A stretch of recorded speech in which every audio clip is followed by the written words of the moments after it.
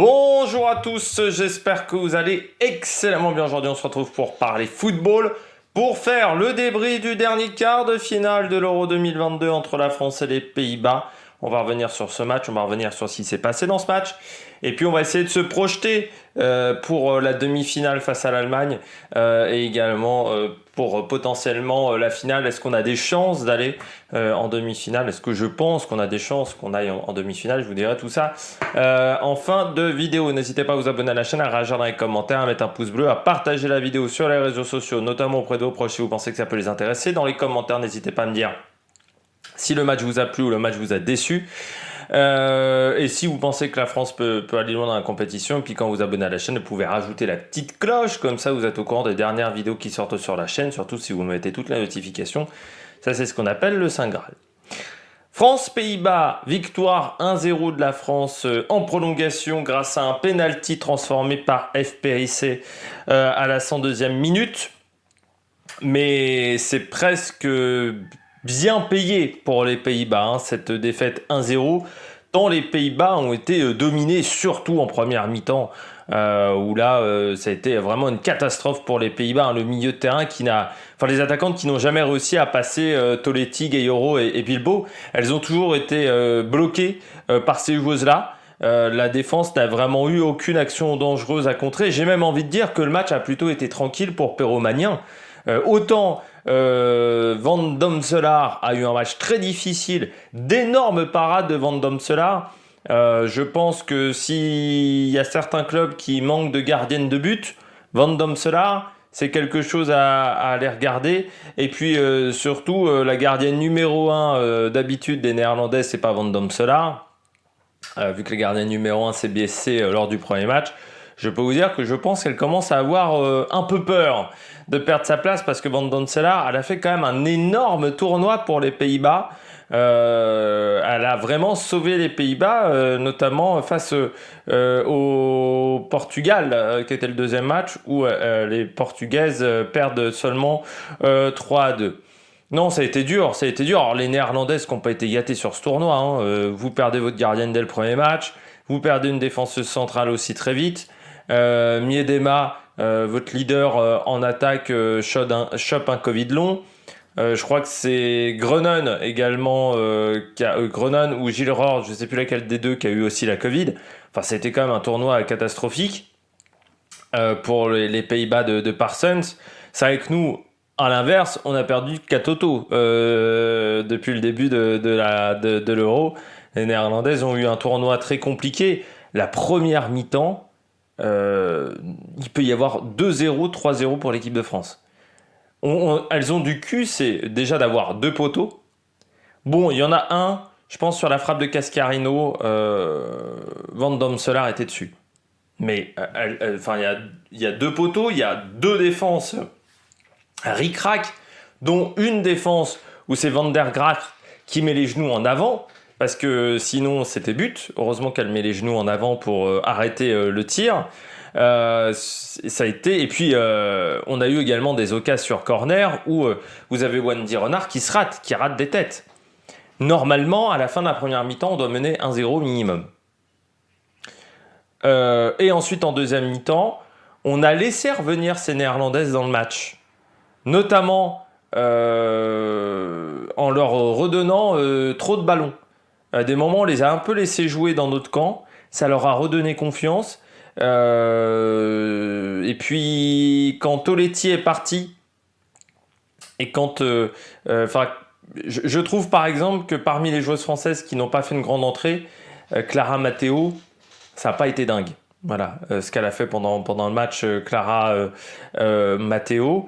Et Toletti a fait quand même une super rencontre avec Bilbao. Gayoro peut-être presque un peu moins bien, mais le milieu de terrain était vraiment la grande satisfaction de ce match. Et en deuxième mi-temps, c'est vrai que les Néerlandaises ont repris un petit peu confiance. Il y a eu quelques occasions, mais jamais des occasions hyper dangereuses non plus contre l'équipe de France. Il n'y a jamais eu ce moment où on s'est dit « Oh là là, on est quand même passé tout près du but ». Non, on était tendu parce qu'on n'arrivait pas à marquer ce but, mais pas parce que les Néerlandaises étaient vraiment dangereuses. Et puis après, la seule erreur de Van der Gracht, se transforme par un penalty. Voilà, la seule. C'est Van der Graart même qui fait. Je crois que c'est pas Van der Graart qui fait l'erreur. C'est. Je vais retrouver son nom.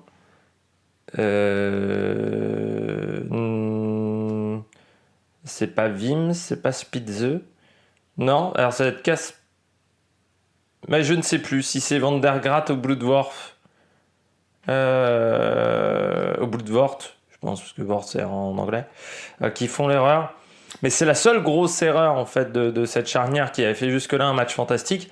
Mais cette erreur, elle intervient, il faut le dire, après 30 tirs au moins des Français. Parce qu'à la fin, il y a 33 tirs, 13 cadrés. Donc ça doit être au moins le 30e tir français et au moins la 60e, 65e action offensive de l'équipe de France. Donc c'est normal au bout d'un moment que ça craque du côté des Néerlandaises. Mais quel match du côté des Néerlandaises. Quelle rencontre. Le penalty qui est justifié. Pour une fois, la VAR a fait du bon boulot. C'est vrai que le penalty est justifié. Je suis même surpris que l'arbitre ne l'ait pas vu. Parce que c'était quand même une faute assez grossière. Donc ça semblait surprenant qu'elle ne l'ait pas vu sur cette action, mais la VAR pour une fois a fait du bon boulot parce que c'était une erreur manifeste de l'arbitre et donc penalty transformé par F. Périssé. J'étais même surpris que ce soit F. Périssé qui tire ce penalty, mais comme Wendy Renard s'était raté, je pense que Wendy Renard voulait pas le refaire, mais c'est vrai que c'est quand même surprenant qu'on ait que des défenseurs qui tirent ce type d'action. J'étais surpris par exemple que ça soit pas Bacha, vu qu'elle a tiré les coups francs, qui tire ce penalty, mais bon, peut-être qu'elle ne le sentait pas. Et puis après, en fin de match, on a plutôt déroulé sur la deuxième partie des prolongations. Alors on a continué à attaquer, mais face à des Néerlandaises qui étaient complètement cramées, c'était quand même un peu plus facile. Même si, encore une fois, les entrées, à part Bacha, un peu Ella Palis, mais surtout Bacha, sinon les autres filles, que ça soit Sarr, que ça soit Clara Matteo, que ça soit Marion Torrent, encore plus Marion Torrent. C'est vrai que c'est une joueuse que je n'apprécie pas énormément, Marion Torrent. J'ai trouvé que c'était faiblard. Ça va être même le problème face à l'équipe d'Allemagne, c'est qu'en termes de remplaçantes, c'est pas du même niveau que les titulaires.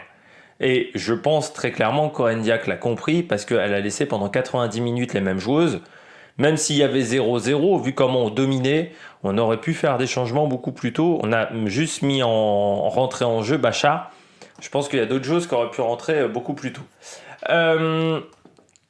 Je pense même que Bacha devrait peut-être être titulaire. Ce qui permettra à Cascareno de jouer de son vrai côté.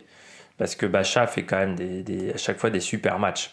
Devant, je trouve, autant en latéral, je la trouve pas exceptionnelle, autant en ailière, je pense qu'elle devrait même plutôt se concentrer sur ce poste-là. Du côté des Pays-Bas, il y a eu des erreurs du côté des Pays-Bas, notamment avec Berenstein, qui a remplacé à la fin de la première mi-temps. Bon, voilà, ça, il y a un moment, c'est un problème de l'avoir mis à cette place-là. C'est pas son poste, et ça n'a pas marché du tout. Ça n'a pas marché du tout. Elle a touché très peu de ballons et ça n'a pas marché du tout. Ce qui t'oblige à faire un remplacement extrêmement tôt. Donc dès la mi-temps, tu fais un remplacement avec Gilles Rordre qui rentre. Et puis après, de toute manière, les Néerlandaises ont jamais été dans le coup. Surtout, je comprends pas ce qu'a fait l'entraîneur néerlandais. Donc, il met Berenstein, ce qui déjà est une grosse prise de risque. Agit toujours en quart de finale. Bon, si normalement tu n'as plus prendre de risques, mais il prend 2 gros risques parce qu'il met Berenstein d'un côté et il met Miedema pendant tout le match, alors que Miedema a fait un Covid carabiné et que c'est son match de reprise.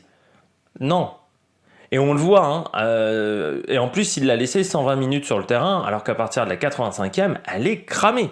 Regardez vraiment l'état dans lequel elle finit le match. Elle finit le match, elle peut plus marcher, Miedema. C'est pas normal qu'il l'ait laissé. Je pense que même quand on voit quand même le tournoi des Néerlandaises, je rappelle le tournoi des Néerlandaises, 2 victoires, une défaite, un nul, et une victoire face au Portugal qui a été très compliquée, 3-2, une victoire également face à la Suisse qui se décide quand même en toute fin de match, bon, je ne sais pas si M. Parsons va rester entraîneur des Pays-Bas, mais il n'a pas fait un grand Euro, M. Parsons. De toute manière, ce match était assez intéressant quand même, parce que ça soit la France ou les Pays-Bas, si on perdait, on ratait notre Euro, d'un côté comme de l'autre, parce que la France a été une déception aussi d'être éliminée à ce stade de la compétition. Donc c'était assez intéressant. Bah voilà, on s'en est sorti. Du côté de l'équipe de France, pour moi, c'est soit Bilbao, soit Toletti, qui ont été filles du match. Mais la satisfaction, c'est le milieu de terrain. Voilà. Alors certes, Cascarino fait également une grande rencontre, Cascarino, mais j'aurais aimé qu'elle soit un peu plus percutante à certains moments. Je trouve que parfois, elle devrait vraiment penser plus à elle qu'au collectif. Elle a une telle puissance de frappe qu'elle peut faire la différence sur ses frappes, et en plus, souvent, elle cadre ses frappes, Cascarino, et souvent, elle fait la passe de trop, je dirais, Cascarino, alors qu'elle devrait tenter beaucoup plus sa chance. Donc c'est pour ça que je mettrais plutôt...